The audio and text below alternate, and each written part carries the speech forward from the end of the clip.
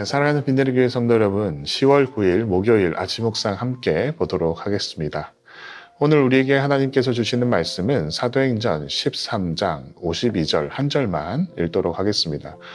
허나 오늘 본문 말씀은 13장 42절에서 52절까지 모두 포함한다는 것을 유의하시고 한번 개인적으로 읽어보시길 바랍니다. 52절 한 절입니다. 제자들은 기쁨과 성령이 충만하니라. 아멘. 영생은 영원한 생명을 의미합니다. 여러분 아십니까? 영생을 소유한 사람들에게서 나타나는 적어도 3가지 뚜렷한 특징이 있습니다. 오늘 우리는 영생을 소유한 사람이 보여주는 이 3가지 표지가 무엇인지 함께 살펴보도록 하겠습니다. 자, 오늘 본문 전체적으로 살펴보면 두 부류의 사람들이 명확하게 대조된다는 것을 알 수 있습니다. 하나는 46절에 나오는 영생을 얻기에 합당하지 않은 자들이고, 다른 하나는 48절에 언급된 하나님으로부터 영생을 얻는 자들입니다.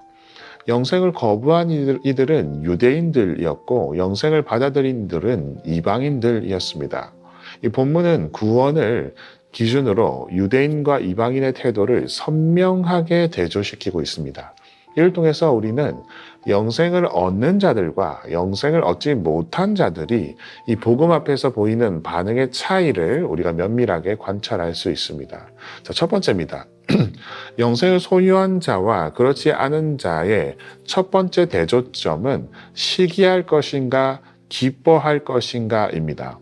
영생을 얻은 사람은 언제나 기쁨으로 충만합니다. 이 반면 영생이 마음에 없는 사람은 시기심이 가득 차 있습니다. 바울과 바나바가 그리스도의 복음을 전했습니다. 그때 수많은 사람들이 감동을 했습니다. 이 두 사람은 안식일에 주요 연사로 말씀을 전해달라는 요청을 받게 됩니다. 이 44절에 보면 그 안식일에 온 시민이 다 하나님의 말씀을 듣기 위해서 바울과 바나바 앞에 모여들었다고 기록하고 있습니다. 즉 비시디아 안디옥 도시의 대부분의 시민들이 바울과 바나바의 말씀을 듣고자 모인 것입니다. 이 광경을 지켜보았던 이 영생이 없는 유대인 무리들은 어떻게 반응했을까요? 45절 상반절에 보면 이렇게 나옵니다. 유대인들이 그 무리를 보고 시기가 가득하여. 자, 영생 없는 유대인들의 반응은 시기심이었습니다. 일단 남의 성공에 대한 시기심이 우리 마음에 들어오면 우리는 자기중심적인 욕망에서 비롯된 불만과 비교의 마음으로 서로 분열하게 되는 것입니다. 이 반면에 영생이 있는 자들은 어떨까요? 영생이 있는 자들은 기쁨이 가득합니다. 48절 보겠습니다. 이방인들이 듣고 기뻐하여. 이 기쁨은 영생의 구원을 얻은 사람들의 즉각적인 반응이자 평생의 표지입니다. 어느 누구도 이 기쁨을 빼앗아갈 수 없습니다. 요한복음 16장 22절에서 예수님께서 말씀하셨지요. 그리스도인들의 기쁨은 우리가 처한 상황에서 비롯되는 것이 아니기 때문입니다. 우리가 소유한 영생의 구원에서 비롯된 기쁨이기 때문에 그 누구도 빼앗아갈 수 없으며 우리의 평생의 표지가 될 수 있는 것입니다. 자, 그런 점에서 영생을 소유한 자의 첫 번째 반응은 바로 기쁨입니다. 자, 두 번째 반응도 있습니다. 영생을 소유한 자와 그렇지 않은 자의 두 번째 대조점은 비방할 것인가, 찬송할 것인가입니다. 영생을 얻은 사람의 마음에 기쁨이 일단 자리 잡으면 그 기쁨은 솟아오르는 샘물처럼 입으로 흘러나와 찬양이 됩니다. 이 반면에 마음의 시기심으로 가득한 사람들에게서는 그것 또한 솟아나와서 비방의 말이 터져 나오게 되는 것입니다. 영생을 소유하지 않은 유대인들의 반응이 그와 같았습니다. 45절 하반절을 보면 유대인들이 바울이 말한 것을 반박하고 비방하거늘. 자, 이 비방은 다른 사람의 평판을 깎아내리는 모욕적인 언행을 의미합니다.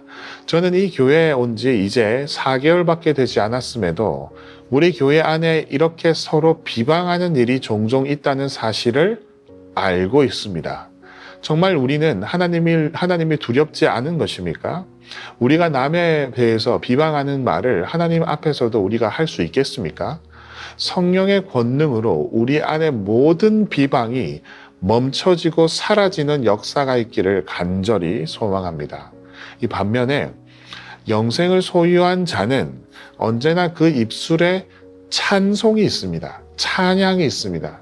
그런데 무엇에 대한 찬송일까요? 48절을 다시 한번 보겠습니다. 이방인들이 듣고 기뻐하여 하나님의 말씀을 찬송하며 영생을 주시기로 작정된 자는 다 믿더라. 자, 이는 하나님의 말씀에 대한 찬송입니다. 여기서 이 찬송은 단순히 노래를 지어서 부르는 것이 아니라 일상의 언어가, 그들의 일상의 언어가 말씀 중심이었다는 것을 의미합니다. 영생을 얻은 우리는 사람들과 대화할 때 말씀이 내 삶에 어떻게 역사하고 있는지, 어떻게 이루어지고 있는지 입술로 찬송하는 습관을 가진 사람들이라고 할 수 있겠습니다. 저와 여러분들이 이 말씀을 내 인생에서, 내 삶에서 말씀이 어떻게 이루어지는지 계속해서 입술로 찬미하는 이 습관을 가지시기를 강력히 권면드립니다. 자, 세 번째 특징이 있습니다. 영생을 소유한 자와 그렇지 않은 자의 마지막 대조점은 힘에 기댈 것인가, 성령에 기댈 것인가입니다. 영생을 얻은 사람의 마음에 이 기쁨이 일단 자리 잡으면 그 기쁨이 솟아오르는 샘물처럼 입에서 흘러나와 찬송이 된다 하였습니다. 그리고 성령에 기대어 행동합니다. 그는 언제나 성령에 기대어서 행동하게 됩니다. 반면에 영생 없는 자들은 자신이 동원할 수 있는 모든 힘에 기대어서 행동합니다. 자, 영생 없는 유대인들이 어떻게 행동합니까? 50절 보겠습니다. 이에 유대인들이 경건한 귀부인들과 그 시내의 유력한 자들을 선동하여서 바울과 바나바를 박해하게 하여 그 지역에서 쫓아내었다. 자, 유대인들은 자신들이 동원할 수 있는 높은 지위의 인맥들을 이용하여서 바울과 바나바를 쫓아냈습니다. 힘의 논리입니다.